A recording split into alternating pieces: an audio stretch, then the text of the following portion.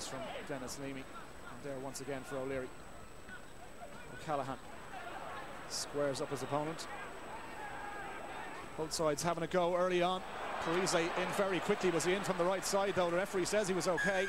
And the penalty goes against Ireland. Ralph, what's your thought? Well, that's a bit harsh on the first look there. It looked at Parise come in from the side and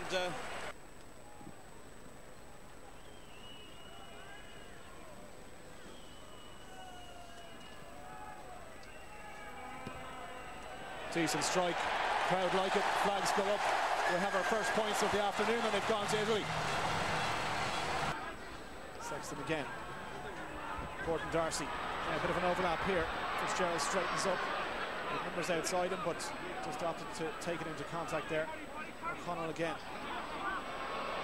Right now you can see just settling into this one, going through the phases. Cian Healy over the 22. That's good stuff from the prop forward. Scarby giving away the penalty, and Ireland have a chance now to level this game.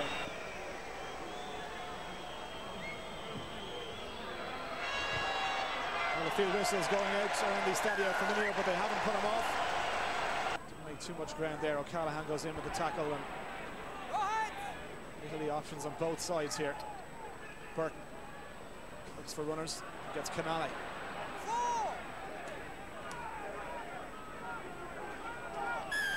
Ireland give away the penalty.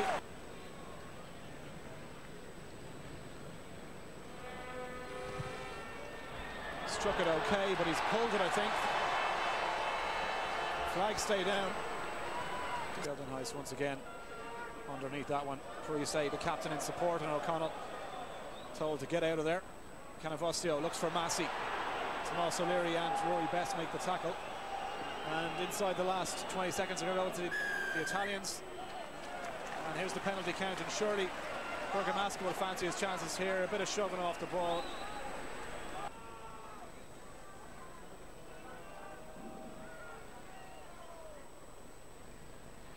Deliberate kicking style. He started on the right, he's curled it in, and he's curled it over. The flags go up, and it is a 3-point lead for the Italians at half-time. What are we going to see this time? Tomas O'Leary, runners everywhere. Earls off his wing. 5 metres short and held up. O'Leary this time comes back on the left-hand side. Nobody outside Sexton, though. You'd have to question that option from Tomas O'Leary. It was only his fly half there. Now they have numbers. O'Driscoll, if he can spread this wide point, O'Driscoll's going for the line and he's in. It allowed O'Leary to get away. It allowed him to break off. Here you see it, and there's momentum now in the Irish attack. Earls takes it on, turns it, keeps possession. Now Johnny Sexton does well here. He finds there's no colleagues on that side, and he went back to his strength, but here it was, comes to O'Driscoll, and he goes on the outside break. It's outside Castro Giovanni, inside Perugini, and Ireland off the mark. An ideal start to the second half.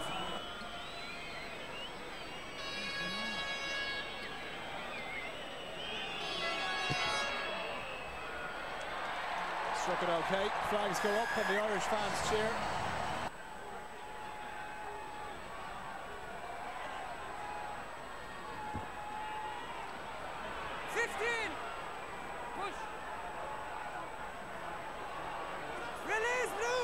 Paul O'Connell doing brilliant work. Tomas O'Leary's picked it up, and he's 4 metres short now. Ireland managed to rob down, and it was Paul O'Connell really at the heart of everything. O'Callaghan now picking and going and pumping those legs.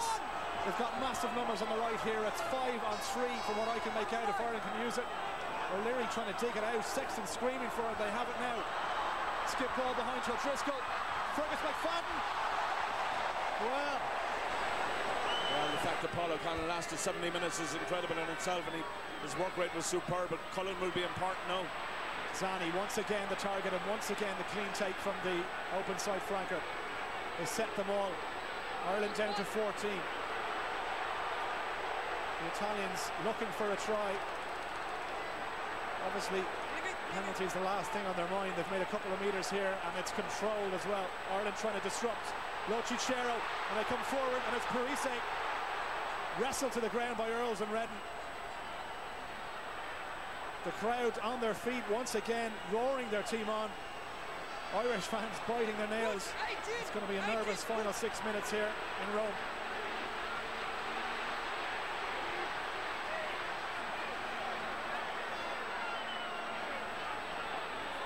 Patient stuff from Canavosio at scrum half. Runners out wide. Ongaro is there. Del Fava is there. Fabio Ongaro.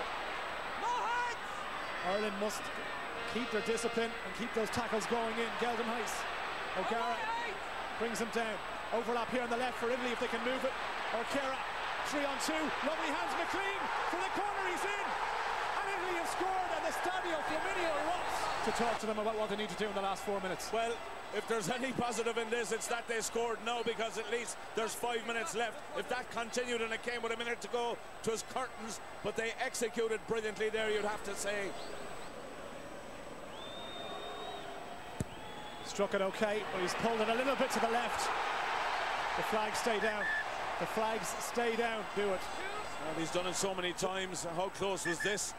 And Bergamasco just a foot wide. And they need the scrum to work. Redden to O'Gara. O'Driscoll. Loop with O'Gara to Paddy Wallace.